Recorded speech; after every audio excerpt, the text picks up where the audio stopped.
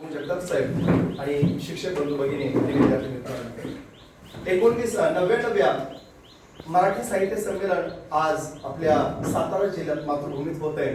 तर तदनिमित्तानं जिल्हा परिषदेनं या स्पर्धा घातलेल्या आहेत. तर त्या स्पर्धेत मी सहभागी होऊ इच्छित आहे आणि त्या स्पर्धेत माझा विषय आहे प्रेरणा देणाऱ्या आत्मकथा. विषय आहे कथाकथनाचा, प्रेरणा देणाऱ्या आत्मकथनाच्या गोष्टी नेहमीच ऐकत असतो. काही मनोरंजनाच्या, काही दुःखाच्या, काही संस्काराच्या, तर काही प्रेरणा देणाऱ्या असतात. तर अशाच काही प्रेरणा देणाऱ्या, काही माझ्या सांगणाऱ्या आत्मकथनाच्या, काही लेखकांच्या, तर काही समाज सुधारकांच्या, काही संतांच्या सांगेल. त्या आत्मकथनातून तुमचा आमचा उद्धार होईल. अशाच काही कथनाच्या गोष्टी, अशाच काही गोष्टी की तुम्हाला काहीतरी बोध घेता येईल, आपल्या समोर विशद करण्याचा प्रयत्न करेन. ऐका बरं. बोलावे बरे, बोलावे खरे, कोणाच्या मनावरी उमटू नयेत चरे. माणसं बोलतात खरं, जन्माला आल्यापासून दुसऱ्या वर्षापासून बोलायला सुरुवात करतात, पण 60व्या वर्षी सुद्धा त्यांना कळत नाही कसं बोलावं. म्हणजे ज्ञानोबाराय सांगतात, मिथुनी आणि रसाळ शब्द जैसे कल्लोळ अमृताचे. अरे जसं एखादा अमृत एखाद्या माईनं, एखाद्या प्रसवाने, एका भगवंतानं आपल्याला मुखात घालावं आणि प्रत्येकाच्या मुखातून जसं प्रेमळ अमृताची वाणी बाहेर पडावी आणि प्रत्येकाच्या हृदयाला स्पर्श करून हाच माझा शब्द आणि हाच माझा बोल, नव्हे माझ्यासाठीच बोललं असं वाटावं, याला म्हणायचं बोलणं. नाहीतर बोलणं असंही असतं की काही वेळेस अरे मारलेला बाणाचा लागलेला घात एक वेळ डॉक्टर भरून काढू शकेल, एक वेळ वैद्य भरून काढू शकेल, टाके घातले तर भर निघेल, पण एखाद्याचा शब्दरूपी बाण जर कोणाच्या काळजाला लागला ना, आयुष्यभर तो विसरत नाही. तो म्हणतो तो मला असा बोलला होता, तो मला तसा बोलला होता.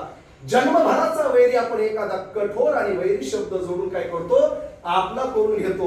म्हणून बोलताना माणसानं आपलेपणानं, प्रेमानं, जिव्हाळ्यानं आणि मैत्रीनं बोलावं, हे कथनाचं पहिलं वैशिष्ट्य आहे. आणि हीच कथन ज्ञानोबाराय सांगतात की मधुर रसाळ आणि अमृतापेक्षा मधुर वाणी तुम्हा मला माणसाला दिल्या. इतर प्राण्यांना मोराचं नाचणं चांगलं आहे, कोकिळेचं गायन चांगलं आहे, कावळ्याचा स्पर्शही चांगला नाही, रंगही चांगला नाही आणि त्याचं गायन कोणाला ऐकावंसं वाटत नाही. पण माणसाला यातल्या सगळ्या गोष्टी दिल्या असताना आता माणूस कथन करण्यापेक्षा त्याचा व्यथा मांडताना त्यांच्या व्यथेचं व्याख्यान होत असतं. पण कथा करत असताना खरं सांगतो आत्मकथेला खूप प्राधान्य आहे. कारण बोलणारे किती बोलतील, पण अंतःकरणापासून बोलणारे मुठभर असतात. ते का सांगतो, कारण वक्ता जसं सहस्त्रेषु आणि 10,000 एखादा वक्ता तयार होत असताना हजारो सभा जिंकण्याची ताकद त्याच्या बोलात, त्याच्या वाक्यात आणि त्याच्यात कर्तृत्वात असते. म्हणून तो बोलत असतो. हे बोलणं सहजासहजी कोणाला येत नाही, पण ती वक्तृत्वाची कला माणसाला दिली. म्हणून माणसाने पहिल्यांदा सुधारायचं काय असेल तर बोलणं सुधारावं. आणि या आत्मकथेच्या दृष्टीने सांगतात की ज्ञानोबाराय आपल्याला सांगतात, पहिली कथा ज्ञानोबाराय सांगतात, पहिल्यांदा त्या काळात ज्या रंदानी महाराजांना काय केलं, समाजानं वाळीत टाकलं, संन्यासाची मुलं म्हणून घेतलं नाही, कोणी अन्न दिलं नाही, कोणी पाणी दिलं नाही, इंद्रायणीला स्पर्श करून दिला नाही. त्यावेळेस मात्र त्यांच्या मायबापांना देहांत प्रायश्चिताची शिक्षा दिली. तदनंतर या पोरांचा छळ थांबला नाही. अरे कोणी पीठ दिलं तर ते पीठही टाकून दिलं आणि टाकलेलं पीठ सुद्धा बंबाजी बुवांनी काय केलं, मातीत मिसळून दिलं. का? पुन्हा ते खाऊ नये म्हणून दिलं. का? एवढा त्याग जरी झाला, एवढा छळ जरी झाला, तरी मात्र त्यांचा छळ थांबला नाही. दाटी लावून बसले आणि छोटीशी मुक्ताईने सांगितलं, ज्ञाना दार उघडा, ज्ञानाचं दार उघडा, जग तुमची वाट पाहते. ज्ञानी लोकांनी जर ज्ञानाचं कोंडून ठेवलं तर जग कोणाच्या आधारावरती चालायचं. ताटी उघडा ज्ञानेश्वरा. ज्ञानोबारायांचं आत्मकथन हेच सांगत, कुणी कितीही आघात करा, कुणी कितीही काही बोला, त्यांच्या बोलाकडे आघाताकडे लक्ष न देता जगाच्या कल्याणा समाजासाठी विभूती ध्येय कष्टावणारे हे संत मायबाप तुम्हाला हेच सांगतात की कुणी किती काय बोलत तरी आपण आपलं सदकर्म, सत्कार्य आणि सदिच्छा सोडायची नाही. जगासाठी आपण झिजत राहायचं. ज्ञानोबाराय सांगतात, ज्योत पेटली जाते पण ती ज्योत पेटणारी स्वतः जळते पण जगाला प्रकाशित करते. सत्य ज्ञानोबाराय सांगतायत, एकट्यासाठी मागितली जाते ती भीक, घरासाठी मागितली जाते भिक्षा, समाजासाठी सांगितलं सत्य दान आणि आपल्या विश्वासाठी मागितलं जातं ते माझ्या ज्ञानोबरायचं पसायदान. ज्ञानोबराय सांगतात जे खळांची व्यंकटी सांडो तया सत्कार मी रती वाढो आणि भूता परस्परे पडो मैत्र जीवांची. आणि जे खळ आहेत ना ते खळ मरो नाहीत म्हणले ज्ञानोबराय. त्यांच्यातली ती खळ असणारी वृत्ती मरो आणि त्यांना निर्मळ करो. एवढं ज्ञान त्या विश्वनियंत्या बापाकडे मागणार ते ज्ञान. म्हणून तर ते देव झाले. ज्ञान हाच देव आहे. कारण पवित्र नाही विद्येते ज्ञान नाही सदृश्य. आणि जगात ज्ञान पवित्र आहे म्हणून ज्ञान हाच देव झाला. आणि ती ज्ञानाची शुद्धरी तुमच्या आमच्या सगळ्यांच्या हातात देणारा तो पहिला जगनियंता जगविख्यात 750 वर्षापूर्वी जरी झाला तरी ते ज्ञान आज जगाला त्याच तत्परतेचं जगाला ज्ञान देणार आहे. म्हणून ह्यात म्हणतात ज्ञानोबरायांचं मला हेच सांगत की ज्ञान हाच देव आहे. तो प्रत्येकानं जपावा पुजावा आणि देता येईल तेवढं जगाला दान देत जावं हे ज्ञान आहे. आणि त्या ज्ञान रूपी गंगेत आपणही प्रत्येकानं हात धुवून घ्यावे. नवे नवे हात आपले घ्यावेत. विंदा करिंदी करत म्हणतात अरे देणाऱ्यानं देत जावे घेणाऱ्यानं घेत जावे. देता देता देणाऱ्याचे हातही घ्यावेत. हात घेणं याचा अर्थ आहे अरे देणं घेत जावं देणं देत जावं आणि चांगल्या गोष्टी स्वीकारत राहावं. एवढंच नाही लातूरचे महाराज तात्याराव लहाने आहेत. तात्याराव लहाने त्यांची आई अशिक्षित आहे बाप अशिक्षित आहे पण एक जगातला एक नंबरचा नेत्ररोग तज्ञ का झाला. कारण त्यांच्या आई बापांचे संस्कारच ते सांगत होते. काय सांगत होते. लहान्यांचं लहानपणीच त्यांची किडन्या दोन्ही फेल झाल्या. एक किडनी काढायची तर एक किडनी द्यायची कोणाची. आई तयार झाली. माझा बाळ वाचायचं असेल आणि जगावरती खरा उपकार करणारा जर मला पोरगा तयार करायचा असेल तर लहानपणी तात्याराव लहानेंच्या आईने एक किडनी आपली दान दिले. आणि आईनं पहिल्यांदा जाग आल्यानंतर विचारलं माझा बाळ बरा आहे का. आईनं विचारलेल्या प्रश्नाला डॉक्टरांनी उत्तर दिलं आई तुमची किडनी त्यांना मॅच झालेली आहे. काळजी करू नका. तुम्हीही सुरक्षित आहे तेही सुरक्षित आहेत. तात्याराव लहानेंचा धाकटा भाऊ विठ्ठलराव लहाने आज विठ्ठलराव लहाने त्याच समाज कार्यात आहेत. एक जोडपं आलं भाऊ बहीण आले आणि त्या भाऊ बहिणींचा भावाची एक इच्छा होती. काय होती इच्छा. माझ्या बहिणीची जर सर्जरी झाली तर तिला एक चांगलं स्थळ मिळेल आणि चांगलं स्थळ मिळालं तर माझ्या बहिणीचा संसार सुखाचा होईल. ही आत्मकथा लहानेंची कथा आहे. लहाने सांगतात काय आज तो मुलगा परिस्थितीने चांगला नव्हता. सर्जरी करण्या एवढा पैसा त्याच्याकडे रुपया नव्हता पण मात्र इच्छा होती की बहिणी चांगल्या घरी जावी. बाळ एवढा तू आलायस ना बोल तुझी काय इच्छा आहे. काय नाही डॉक्टर साहेब एवढी तुटपुंजी रक्कम घेऊन मी आलेलो आहे पण माझी इच्छा आहे की तुमच्या हाती माझ्या बहिणीचं सर्जरी हवी. तात्याराव लहानेंचा धाकटा भाऊ विठ्ठलराव लहाने सांगतायत मी आत्मकथनाच्या पहिल्या कथेत ही कथा लिहून ठेवतो. काय कथा लिहून ठेवतो. अरे मी जर पहिल्यांदा सर्जरी करायला गेलो तर पहिल्यांदा व्यवहार बघतो पण आजपासून बाळा सांगतोय तुझ्या बहिणीची सर्जरी मी फुकाट करतो. का करतो कारण ह्याचं कारण पुढे सांगतायत.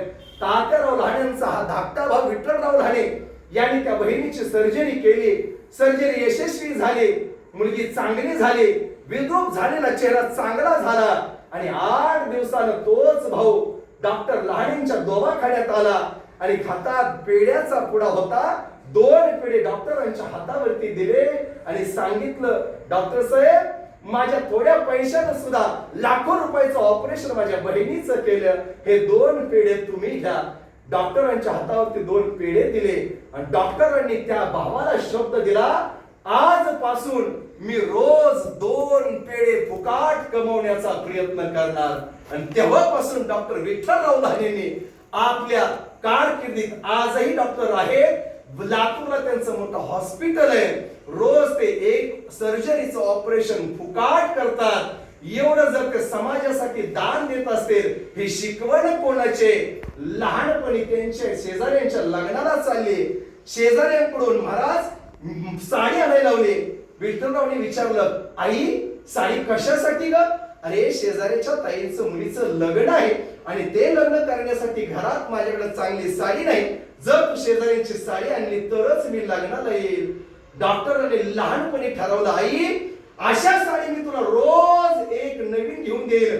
एवढा मोठा होईल आईच्या पाया पडले आणि आईला सांगितलं ही साडी तुला शेवटची मागावी लागेल, यानंतर कधी तुला साडी मागावी लागणार नाही.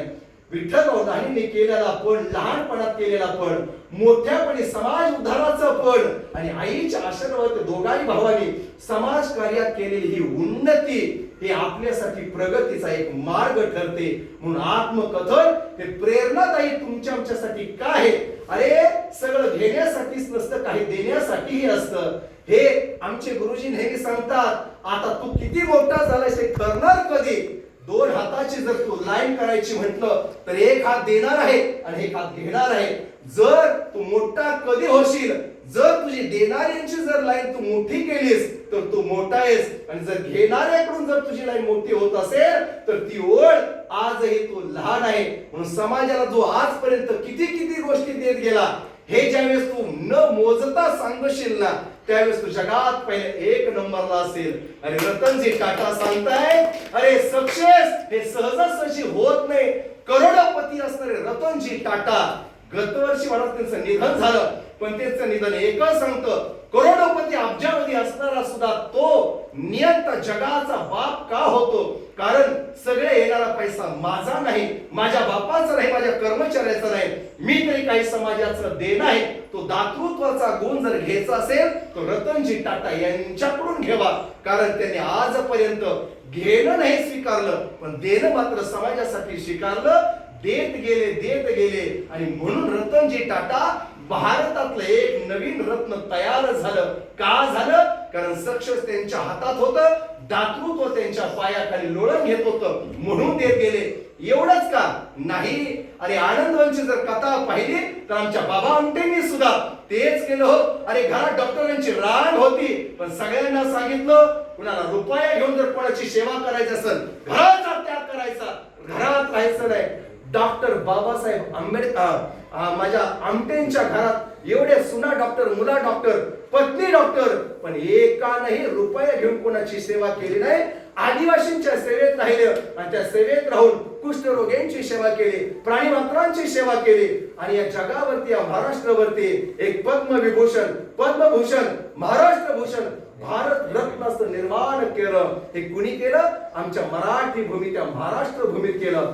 जगाला दान देण्याचं नेतृत्व, कर्तृत्व आणि काय करायचं असेल तर हे सगळे आत्मकथनातून करतात. म्हणून हे आत्मकथन मलाही तेवढंच प्रेरणादायी ठरलं. आता माझी काय कथा, मी माझी व्यथा सांगत बसत नाही, पण मी ज्या व्यथेतून पुढे आलो ती माझी आत्मकथाही तेवढीच प्रेरणादायी. अरे लहानपणी वयाच्या 7वी पर्यंत एकही गृह नव्हता. शेजारी मित्राला बिस्किटचा पुडा देऊन महाराज तो स्वतःचे निबंध गृहपाठ जर लिहून घेत होता तर तोच स्वतः प्रेरणा उभा राहिला. मामांचे सेन मूत गुरांचं सगळं करत होता आणि तो करता करता आज हा आप्पा तुमच्या समोर व्याख्यान द्यायला एवढ्यासाठी उभा राहिला. घडता घडता जर घडत गेलो तर बिघडणं सुधरतं आणि घडणं चालू होतं. तुकोबाराय सांगतात आम्ही घडलो तुम्ही बी घडा ना.